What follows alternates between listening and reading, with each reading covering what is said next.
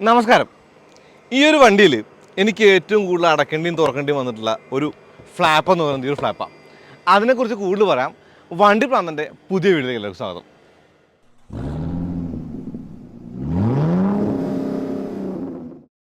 ഇത് Mahindra XUV 400 EL Pro ആണ്. രണ്ട് പുതിയ വേരിയൻ്റുകളാണ് 2024 ജനുവരിയിൽ വന്നിട്ടുള്ളത്, EL Pro, EC Pro. അപ്പോൾ EL Pro, EC Pro എന്ന് പറയുന്ന വണ്ടികളിലെ ബാറ്ററി പാക്കുകളാണ് വ്യത്യാസം. മഹീന്ദ്രയുടെ ശരിക്കും ഏർലി അറ്റംപ്റ്റ് ടു ഇലക്ട്രിക് ഒന്നും XUV 400 വിളിക്കാൻ പറ്റില്ല. ശരിക്കും E2O അല്ലെങ്കിൽ എനിക്ക് തോന്നുന്നു റേവ് കഴിഞ്ഞിട്ട് E2O വന്നപ്പോൾ കുറച്ചും കൂടി ഒരു ഇലക്ട്രിക്കിലേക്ക് ആളുകൾ വന്ന ഒരു കാര്യം ഉണ്ടായിരുന്നു. അവിടെ നിന്ന് വെറിറ്റോടെ ഒരു നമ്മൾ കണ്ടു. ഈ ഒരു വണ്ടി എന്ന് പറയുന്നത് XUV 400 കുറച്ചുകൂടി മോഡിഫൈഡ് വേർഷൻ ലളിതമായിട്ട് പറയാം. എന്ന് വെച്ചാൽ XUV 300 400 ആയപ്പോൾ ശരിക്കും അകത്ത് കാര്യമായിട്ട് മാറ്റങ്ങളുണ്ടായില്ല, രൂപത്തിൽ ചെറിയ ചെറിയ മാറ്റങ്ങൾ മാത്രമേ ഉണ്ടായുള്ളൂ. എന്നാലും ഒരു കാലികമായ വണ്ടിയൊന്നും പറയാൻ പറ്റില്ലായിരുന്നു. ഒരു ഇത്തിരി ഓൾഡ് ആയിട്ടുള്ള ആ ഒരു ഇൻറ്റീരിയർ അങ്ങനെ തന്നെ ക്യാരി ഫോർവേഡ് തന്നാ. പക്ഷേ 2024 ഇവർ ഈ പുതിയ രണ്ട് വേരിയൻറ്റ് EC-EL, അതായത് EC Pro, EL Pro എന്ന് രണ്ട് വേരിയൻറ്റ് ഇറക്കിയപ്പോൾ അകത്താണ് ശരിക്കും മാറ്റങ്ങളുള്ളത്. കുറച്ചധികം മാറ്റങ്ങളുണ്ട്. അപ്പോൾ MIDC പ്രകാരം, മോഡിഫൈഡ് ഇന്ത്യൻ ഡ്രൈവിംഗ് സൈക്കിൾ പ്രകാരം ശരിക്കും 456 കിലോമീറ്ററോളം ഒരു ക്ലെയിംഡ് റേഞ്ചൊക്കെ പറയുന്ന മഹീന്ദ്ര XUV 400 അല്ലെങ്കിൽ 400 EL Proയ്ക്ക് ശരിക്കും കിട്ടിയ റേഞ്ച് എത്ര? അതല്ലെങ്കിൽ 1549 മുതൽ 1749 ലക്ഷം വരെ വില വ്യത്യാസമുള്ള ഈ ഒരു വണ്ടിക്ക് കിട്ടിയ പുതിയ സവിശേഷതകളുടെ ഗുണങ്ങൾ എന്തൊക്കെ സവിശേഷത ഇല്ലാത്തതുണ്ട്, അങ്ങനെയുള്ള കാര്യങ്ങളൊക്കെ കുറച്ച് ദിവസം വണ്ടി ഓടിച്ചതിൻ്റെ ആ ഒരു വെളിച്ചത്തിൽ പരിശോധിക്കുകയാണ്. ആ ഒരു കാര്യങ്ങൾ നിങ്ങളുമായിട്ട് പങ്കുവയ്ക്കുകയാണ്. ശരിക്കും രൂപത്തിൽ നമുക്ക് കാര്യമായിട്ടുള്ള മാറ്റങ്ങൾ അവകാശപ്പെടാനില്ല ഈ ഒരു XUV 400 EL Pro അല്ലെങ്കിൽ EC Pro ആയപ്പോഴും. ശരിക്കും നമ്മൾ കണ്ട് പരിചയപ്പെട്ട അതേ രൂപം തന്നെയാണ് മഹീന്ദ്രയുടെ പുതിയ ലോഗോ അല്ലെങ്കിൽ ഈ ഒരു എലമെൻറ്റുകൾ ഇലക്ട്രിക് ആണെന്ന് കാണിക്കാനുള്ള എലമെൻറ്റുകളുണ്ട്. മുകളിൽ ആ ഒരു കളർ വ്യത്യാസം കാണാം. ശരിക്കും ഒരു കോപ്പർ കളറൊക്കെ ഒരിത്തിരി ഭംഗി കൊടുക്കുന്നുണ്ട്. സൈഡ് ലാമ്പും അല്ലെങ്കിൽ അങ്ങനെയുള്ള കാര്യങ്ങളൊക്കെ ശരിക്കും ഒരു വണ്ടിക്കും കാണാം. XUV 400 EC Pro അല്ലെങ്കിൽ EL Proയിൽ ഉപയോഗിച്ച ബാറ്ററി എന്ന് പറയുന്നത് NMC ബാറ്ററിയാണ്. മഹീന്ദ്ര LPF ബാറ്ററിയിലേക്ക് മാറാൻ പോകുന്നു എന്നുള്ള വാർത്ത നിങ്ങൾ കേട്ട് കാണും. ശരിക്കും ഇവർ ഈ ഒരു LPF ബാറ്ററിയിലേക്ക് മാറുമ്പോൾ ഈ ഒരു വണ്ടിയുടെ റീസെയിലിനോ അല്ലെങ്കിൽ ഈ ഒരു ബാറ്ററി ചേഞ്ചിലോ അതെങ്ങനെ ബാധിക്കുന്നു കാത്തിരുന്ന് കാണേണ്ടതുണ്ട്. എന്തായാലും XUV 400 പുതിയ മോഡലിന് ബാറ്ററി മാറിയിട്ടില്ല. ഇത് NMC ബാറ്ററി തന്നെയാണ്. അപ്പോൾ NMC ബാറ്ററി LPF ആയിട്ടുള്ള കമ്പാരിസണോ അല്ലെങ്കിൽ അതിൻ്റെ ഗുണങ്ങൾ ദോഷങ്ങളൊന്നും ഒരു വീഡിയോ പറഞ്ഞു വെച്ചില്ല. അത് വേണമെങ്കിൽ ഒരു എപ്പിസോഡ് മുന്നേ തന്നെ ചെയ്യാം. മെക്കാനിക്കലി യാതൊരുവിധ മാറ്റങ്ങളും ഇല്ല എന്നുള്ളതാണ് ഈ വണ്ടിയുടെ പ്രത്യേകത. ഇപ്പോൾ ബാറ്ററി പാക്ക് എന്ന് പറയുന്നത് ഈ ഒരു വണ്ടിയുടെ ബാറ്ററി പാക്കിൻ്റെ ആ ഒരു അവസ്ഥ 39.4 kWh ഞാൻ പറഞ്ഞു. ഈ 39.4 kWh ബാറ്ററിയും ഏകദേശം 148 HP പവറും ഉണ്ട്. പിന്നെ അതിൻ്റെ ആ ഒരു ടോർക്ക് 310 Nm Nm. ഓടിക്കുമ്പോൾ കുറച്ചുകൂടി ആധികാരികമായ കാര്യങ്ങൾ പറയാം. കാരണം 0 to 100 8.2 സെക്കൻഡിൽ എത്തുന്ന ഒരു വണ്ടിയാണിത്. ഡ്രൈവ് മോഡുകളുണ്ട്. ഈ ഒരു ഫിയർലെസ് എന്ന് പറയുന്ന മോഡിലാണ് ആ ഒരു 8.2 100 എത്തുക, അത്രയും സെക്കൻഡിൽ. അതായത് 3 ഡ്രൈവിംഗ് മോഡുകളുള്ള വണ്ടിക്ക് ഇപ്പോൾ ഫണ്ണാണ്. Fun, fast and fearless. Fun, fast, fearless. ഫിയർലെസ്സിൽ ചുമ്മാ ഒന്ന് കാലം കൊടുക്കാം.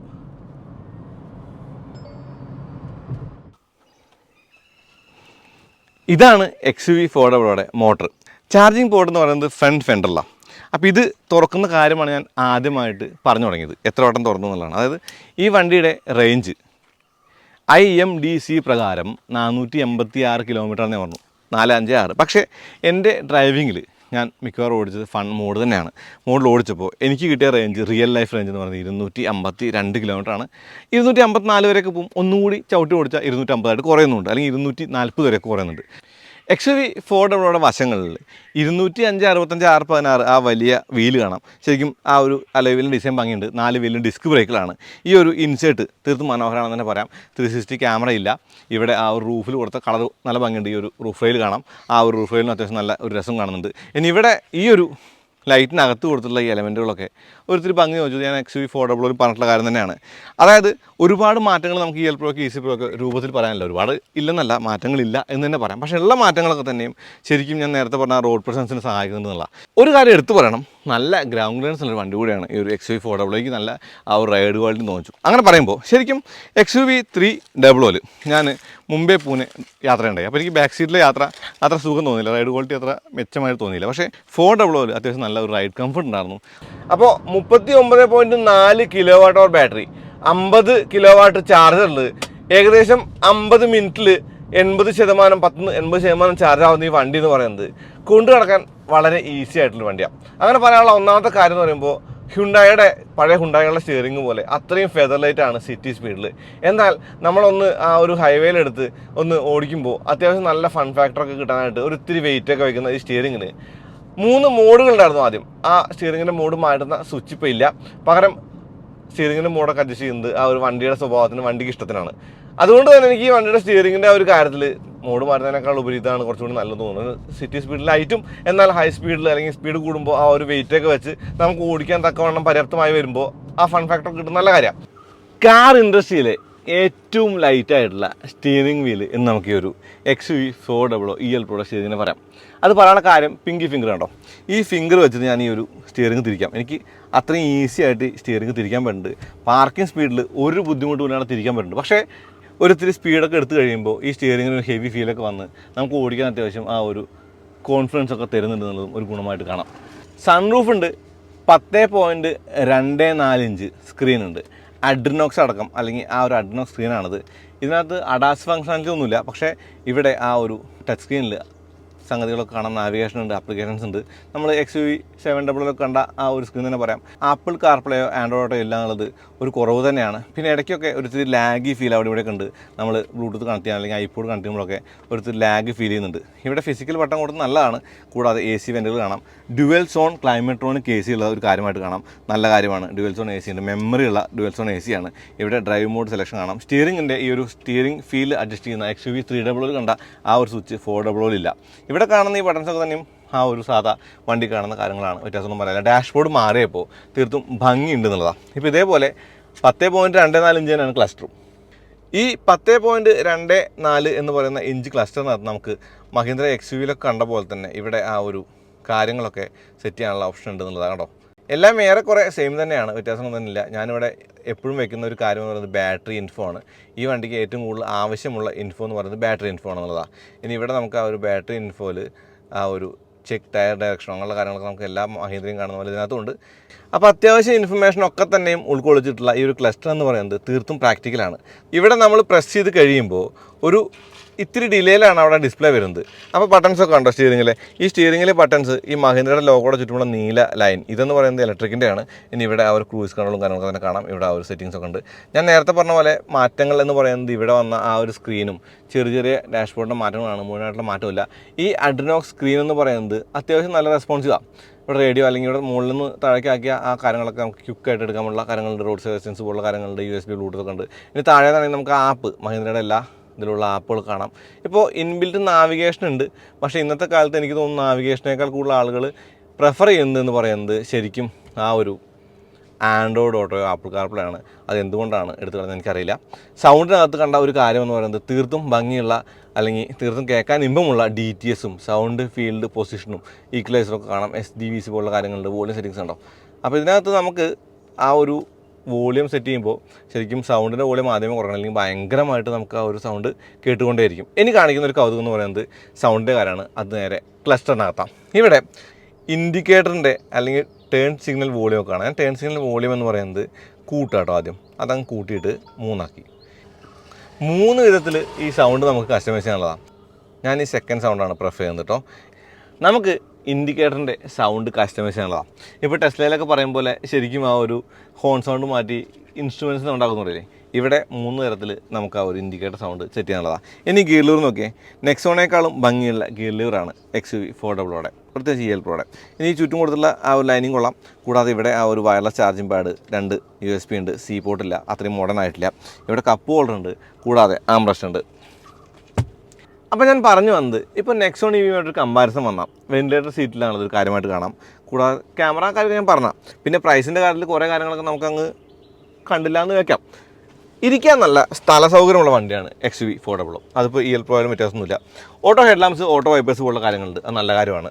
പിന്നെ ഹെഡ് റൂം നല്ല, അപ്പോൾ ഹൈറ്റ് ഞാൻ ഏറ്റവും മുകളിൽ ഇട്ടിരിക്കുന്നത്. അപ്പോൾ ഇരിക്കുമ്പോൾ എനിക്കെല്ലാം കാണാം. ബോണറ്റ് 2 വശങ്ങളും പൊങ്ങി നിൽക്കുന്നതുകൊണ്ട് കാഴ്ചയ്ക്ക് നല്ല സുഖമുണ്ട്, അല്ലെങ്കിൽ കാഴ്ചയ്ക്ക് നല്ല ഒരു രസമുണ്ട് എന്ന് തന്നെ പറയാം. പിന്നെ XUV 400 മെയിൻ വ്യത്യാസം എന്ന് പറയുന്നത് ശരിക്കും ബാക്ക് സീറ്റും അല്ലെങ്കിൽ ഒരു ബൂട്ടുമാണ്. XUV 400 പിൻ സീറ്റിൽ 2 ചൈൽഡ് സീറ്റ് വെച്ചാലും മൂന്നാമത്തെ ഒരാൾക്ക് ഇരിക്കാമെന്നാണ് പറയുന്നത്. ഇരിക്കാൻ പറ്റുന്നുണ്ടാവും, ഒരിത്തിരി സ്ക്യൂസ് ആയിരിക്കുമെങ്കിലും ഇരിക്കാൻ പറ്റുന്നുണ്ടാവും. ഇനി ഇരുന്നില്ലെങ്കിൽ നമുക്കിവിടെ ചൈൽഡ് സീറ്റ് ഇല്ലെങ്കിൽ നമുക്കിവിടെ ആംറസ്റ്റൊക്കെ ഉണ്ട്.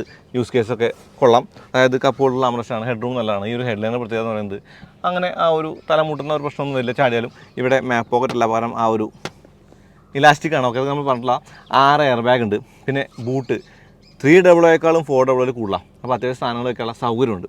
ശരിക്കും ഒന്നുകൂടി പ്രാക്ടിക്കലായോ 400 എന്ന് വെച്ചാൽ ആയി. അതായത് ഒരു ഇത്തിരി പ്രാക്ടിക്കലായിട്ടുള്ള വണ്ടി തന്നെയാണ് ഈ ഒരു 400 EL Pro എന്നുള്ളതാണ്, അല്ലെങ്കിൽ EC Pro. പിന്നെ പറയേണ്ട കാര്യം റൈഡ് ക്വാളിറ്റിയാണ്. മികച്ച റൈഡ് ക്വാളിറ്റിയുള്ള വണ്ടിയാണ് XUV 400 എന്നുള്ളതാണ്. ഇവിടെ ഡ്യുവൽ സോൺ AC ഉണ്ട്. ഈ ഡ്യുവൽ സോൺ ACക്ക് നമുക്ക് ഡ്യുവൽ അല്ല, സിംഗിൾ ആണെങ്കിലും ഇപ്പുറത്ത് നമ്മൾ അഡ്ജസ്റ്റ് ചെയ്യുകയാണെങ്കിൽ ഡ്യുവലിലേക്ക് മാറുന്നുണ്ട്. ഇവിടെ നമുക്ക് ആ ഒരു സിംഗിൾ അഡ്ജസ്റ്റ് ചെയ്യാൻ പറ്റും. ഡ്രൈവർക്ക് മാത്രമേ അത് സിംഗിളായിട്ട് അഡ്ജസ്റ്റ് ചെയ്യാൻ പറ്റുള്ളൂ. ഇപ്പോൾ പാസഞ്ചർ മാറ്റുകയാണെങ്കിൽ ഡ്യുവലായിട്ട് മാറും. പിന്നെ ഈ വണ്ടിയുടെ ആ ഒരു പ്രത്യേകതയായിട്ട് പറയേണ്ടത് ഇതിൻ്റെ ആ ഒരു ആക്സിലറേഷൻ തന്നെയാണ്. ഇത് ശരിക്കും വലിച്ചു കയറി പോകുന്ന ഒരു ഫീലുള്ള ഒരു വണ്ടിയാണ്. ഇത് ഓടിക്കുമ്പോൾ ഇതിൻ്റെ ഗുണങ്ങളും ദോഷങ്ങളാണല്ലോ ശരിക്കും പറയേണ്ടത്. ഗുണങ്ങളെന്ന് പറയുന്നത് ഇത് തന്നെയാണ്. ഇതിൻ്റെ ആക്സിലറേഷൻ എന്ന് പറയുമ്പോൾ ബ്രൂട്ടൽ ആക്സിലറേഷൻ ആണ്.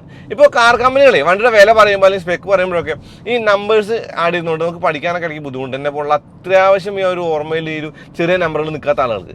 എന്നാലും ഈ വണ്ടിയുടെ ആ ഒരു പവർ എന്ന് പറയുന്നത് 148 HP ആണ്. ടോർക്ക് എന്ന് പറയുന്നത് 310 Nm. വിലയിലാണ് ഞാൻ പറഞ്ഞ ആ ഒരു രസം. അതായത് 15.49 മുതൽ 17.69 വരെ 2 മോഡലുകൾക്ക് ആ ഒരു എക്സ്ഷോറൂം പ്രൈസാണ്. ആ എക്സ്ഷോറൂം പ്രൈസിൽ ടാക്സ് അല്ലെങ്കിൽ ഞങ്ങളുടെ കാര്യങ്ങൾ കുറവായതുകൊണ്ട് വളരെ കുറച്ച് പൈസ മാത്രം ആഡ് ചെയ്താൽ മതി എന്നുള്ളതുകൊണ്ടും എനിക്ക് തോന്നുന്നു ഒരു 18 ലക്ഷം രൂപയ്ക്കൊക്കെ ഓൺ റോഡ് പ്രൈസ് കിട്ടുന്ന ഒരു വണ്ടി എന്ന നിലയ്ക്ക് വാല്യൂ ഫോർ മണി പ്രപ്പോസിഷനാണ് ഈ ഒരു XUV 400 എന്ന് സംശയം പറയാം. അപ്പോൾ പുതിയ XUV 400 EL Pro EC Pro എന്ന് പറഞ്ഞ വണ്ടിക്ക് ശരിക്കും ബാറ്ററിയുടെ ഒരു കാര്യം പറയുമ്പോൾ LPF ബാറ്ററി അല്ല.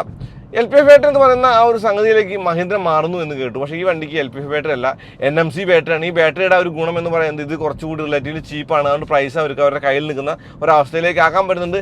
അതുകൊണ്ട് തന്നെയാണ് ഈ വണ്ടിയുടെ പ്രൈസ് എനിക്ക് തോന്നുന്നു ഒരിത്തിരി കുറഞ്ഞത്. അപ്പോൾ ചീപ്പ് ടു മെയിൻറ്റെയിൻ എന്നുള്ള ഒരു നിലയ്ക്കൊക്കെ കാണാവുന്ന ഒരു വണ്ടി എന്നാണ് എനിക്ക് ഒരു EL Pro വന്നപ്പോഴും ഈ XUV 400 കാര്യമായിട്ട് കാണുന്നത്. പിന്നെ സവിശേഷതകളുടെ കുറവ് നമുക്ക് ഒരുപാട് കാണാം. ശരിക്കും പ്രൈസിൻ്റെ ഒരു കാര്യം നമ്മൾ കയ്യിൽ വെച്ച് വേണം പറയാനായിട്ട്. കാരണം ചീഫ് കോമ്പറ്റീറ്റർ ആയിട്ടുള്ള നെക്സോണേക്കാളും വില കുറഞ്ഞ വണ്ടിയാണ് ഈ ഒരു വണ്ടി എന്നുള്ളത്. അപ്പോൾ EC Pro എന്ന് പറയുന്ന ആ ഒരു 14,49,000 രൂപയുടെ പ്രൈസിലുള്ള വണ്ടി എന്ന് പറയുന്നത് നെക്സോണിൻ്റെ ബേസ് മോഡലുമായിട്ട് ഒരു ഇത്തിരി വില കുറവാണെന്ന് തന്നെ ഗുണമായിട്ട് കാണാം. വലിപ്പം കൂടുതലാണ്, 5 പേർക്ക് ഇരിക്കാൻ പറ്റുന്നുണ്ട്. XUV 300 കമ്പയർ ചെയ്യുമ്പോൾ ബൂട്ട് സ്പേസ് കൂടിയിട്ടുണ്ട്. ആ കാര്യങ്ങളൊക്കെ ഈ ഒരു വണ്ടിയുടെ ഗുണമായിട്ട് കാണുന്നുണ്ട്. എനിക്ക് ഇതിനകത്ത് ആ ഒരു മീറ്റർ ക്ലസ്റ്ററിൻ്റെ നാവിഗേഷൻ ഡിസ്പ്ലേ ഇഷ്ടപ്പെട്ടു. ഇവിടെ ആ ഒരു ആൻഡ്രോയിഡ് ഓട്ടോ ആപ്പിൾ കാർപ്ലേ ഇല്ലാത്ത ഇഷ്ടപ്പെട്ടില്ല അങ്ങനെയുള്ള കാര്യങ്ങൾ. കാരണം ആപ്പിൾ കാർപ്ലേ ആൻഡ്രോയിഡ് ഓട്ടോ വണ്ടിക്കകത്ത് ഇൻ്റഗ്രേറ്റ് ചെയ്യാൻ എന്താണ് ബുദ്ധിമുട്ടെന്ന് തോന്നില്ല. കാരണം ഈ ഒരു അഡ്നോക്സിൻ്റെ സിസ്റ്റം വന്നപ്പോഴും അവരത് ചെയ്യാത്ത എന്താണെന്ന് എനിക്ക് മനസ്സിലായിട്ടില്ല. ഈ ലെതർ റാപ്പിയുടെ സ്റ്റിയറിംഗ് പിടിക്കാനായിട്ട് നൈസാണ്. റേഞ്ചാണ് ഒരു ഇത്തിരി കുറവുള്ള കാര്യമായിട്ട് എനിക്ക് തോന്നിയത്. ഇവർ ആ ഒരു IMDCയിൽ പറയുന്ന ആ ഒരു റേഞ്ച് എന്ന് പറയുന്നത് 456 കിലോമീറ്റർ ആണെങ്കിലും എനിക്ക് റിയൽ ലൈഫിൽ 250 260 ആ റേഞ്ചിനുള്ളിലേ കിട്ടിയിട്ടുള്ളൂ. ആ ഒരു കാര്യം പറയുമ്പോൾ 3 റീചാർജുകളുടെ ഒരു സങ്കരമായിട്ടുള്ള ആ ഒരു കൂട്ടാണ് ഞാൻ പറഞ്ഞത്. അല്ലാണ്ട് ഒറ്റയ്ക്ക് ഒരു വട്ടം വണ്ടി ഓടിച്ച് പറയുന്നതല്ല. ഈ വണ്ടിയുമായിട്ട് ഇഴുകി ചേർന്ന് ജീവിച്ചിട്ട് ആ കിട്ടിയ ഒരു എക്സ്പീരിയൻസ് തന്നെയാണ് പറയുന്നത്. അങ്ങനെ പറയുമ്പോഴും റേഞ്ച് എനിക്ക് 250 260 ഉള്ളിൽ തന്നെ കിട്ടിയിട്ടുള്ളൂ. അപ്പോൾ ഞാൻ ഓടിച്ചത് മുഴുവൻ ഫൺ മോഡിലാണ്. അപ്പോൾ നിങ്ങൾ പറയുന്നത് ഫിയർലെസ്സിൽ ഓടിച്ചിട്ട് അത്ര കിട്ടുള്ളൂ പറഞ്ഞിട്ട് കാര്യമില്ല. പക്ഷേ ഞാൻ ഓടിച്ചത് ഫൺ മോഡിൽ തന്നെയാണ്. ലൈറ്റ് ഫുഡായിട്ടാണ്. വളരെയധികം കെയർഫുള്ളി ഡ്രൈവ് ചെയ്ത് കിട്ടുന്ന റേഞ്ചാണ് പറയുമ്പോൾ റിയൽ ലൈഫിൽ എനിക്ക് തോന്നുന്നു റേഞ്ചിൻ്റെ കാര്യത്തിൽ ഒരിത്തിരി ചാലഞ്ചുള്ള വണ്ടി കൂടിയാണ് ഈ ഒരു XUV 400 എന്നെ പോലെ ഡ്രൈവേഴ്സിന്. പക്ഷേ അതിനൊരു പരിഹാരം എന്ന് പറയുന്നത് സിറ്റി കാറിനെ കൺസിഡർ ചെയ്യാൻ മതി. ഹൈവേയിൽ പോകുമ്പോൾ ചിലവ് വളരെ കുറവാണ്. അപ്പോൾ ഞാനൊരു എക്സാമ്പിൾ പറയാം. ഇപ്പോൾ ഞാൻ ഈ വണ്ടിയുമായിട്ട് ഏറെക്കുറെ ഒരു 400 കിലോമീറ്റർ ഓടിച്ചിട്ടുണ്ട്. പെട്രോളുമായിട്ട് കമ്പയർ ചെയ്യുമ്പോൾ അല്ലെങ്കിൽ ഡീസലുമായിട്ട് കമ്പയർ ചെയ്യുമ്പോൾ പെട്രോളിൻ്റെ കമ്പാരിസണിൽ 2000 രൂപയുടെ ലാഭവും ഡീസലിൻ്റെ കമ്പാരിസണിൽ ഒരു 1250 രൂപയുടെ ലാഭം എനിക്ക് ഇലക്ട്രിസിറ്റിയിൽ കിട്ടുന്നത്. ഞാൻ ഫാസ്റ്റ് ചാർജ് ചെയ്തിട്ടാം. അപ്പോൾ വീട്ടിൽ ചാർജിങ് ആണെങ്കിൽ അതിനേക്കാൾ കൂടുതലായിരിക്കും. പക്ഷേ ഫാസ്റ്റ് ചാർജ് ചെയ്തിട്ട് അത്രയും കിട്ടിയെങ്കിൽ എനിക്ക് തോന്നുന്നു വളരെ വാല്യൂ ആയിട്ട് കൊണ്ടുനടക്കാവുന്ന ഒരു വണ്ടി എന്ന നിലയ്ക്കാണ് ഈ ഒരു XUV 400 EL Pro കാണാൻ പറ്റുക. Electric car for that matter. അപ്പോൾ ഓടിക്കാൻ രസമുള്ളൊരു വണ്ടിയാണ്. ഈ റേഞ്ചിൻ്റെ ഒരു പ്രശ്നം മാത്രം മാറ്റി തരുന്നത് 4 ഡിസ്ക് ബ്രേക്കാണ്. ബ്രേക്ക് ചില സമയത്ത് നമുക്കൊരു ഇത്തിരി ഒന്ന് കോൺഫിഡൻസ് തരുന്നില്ല. പകരം ആ ഒരു L മോഡ് ഇടേണ്ടി വരുന്നുണ്ട്. കാരണം ചവിട്ടിയാൽ ആ ഒരു കോൺഫിഡൻസ് ഇൻസ്പയറിംഗ് ആയിട്ട് അത് പെട്ടെന്ന് നിൽക്കാത്ത പോലെ ഒരു ഓവർഷൂട്ട് ചെയ്യുന്ന ഒരു ഫീൽ ഉണ്ടായി ബ്രേക്ക് ചെയ്തപ്പോൾ 2 വട്ടം. ഞാൻ ഇപ്പോൾ ഫിയർലെസ് ഓടിക്കുമ്പോൾ എന്ത് ചോദിച്ചാൽ L മോഡ് ഇടും. കാരണം L മോഡ് ഫിയർലെസ്സുമാണ് തീർത്ത് നല്ല കോംബോ എന്ന് എനിക്ക് തോന്നി. ആ ഒരു കോമ്പിനേഷന് വലിയ കുഴപ്പം തോന്നിയില്ല. അതൊരു ഗുണമായിട്ടുള്ള കാര്യമാണ്. അപ്പോൾ ഓടിക്കാൻ രസമുള്ള വണ്ടിയാണ് ഈ ഒരു XUV 400 ഒരു EL Pro എന്നുള്ളതാണ്. പുതിയ വണ്ടി വന്നപ്പോൾ കുറേ അധികം ഫീച്ചേഴ്സ് കിട്ടിയെന്നുള്ളത് ഒരു വലിയ ഗുണം തന്നെയാണ്. ആ ഫീച്ചേഴ്സിൻ്റെ കൂടെ എനിക്ക് തോന്നുന്നു പവർഫുൾ ആയിട്ടുള്ള ഒരു സ്വഭാവമുള്ള വണ്ടി എന്ന നിലയ്ക്ക് കൂടി ഈ ഒരു XUV 400 EL Proയെ കാണാം. അതാണ് ഈ ഒരു വീഡിയോയുടെ കാര്യം. അതാണ് ഈ വണ്ടിയുടെ ഒരു ലളിതമായിട്ടുള്ള ഒരു രത്ന ചുരുക്കം എന്നുള്ളതാണ്. അപ്പോൾ നമുക്ക് കാണാം. അടുത്തതായിട്ട് വീണ്ടും വരാം. അതുവരേക്കും നന്ദി, നമസ്കാരം.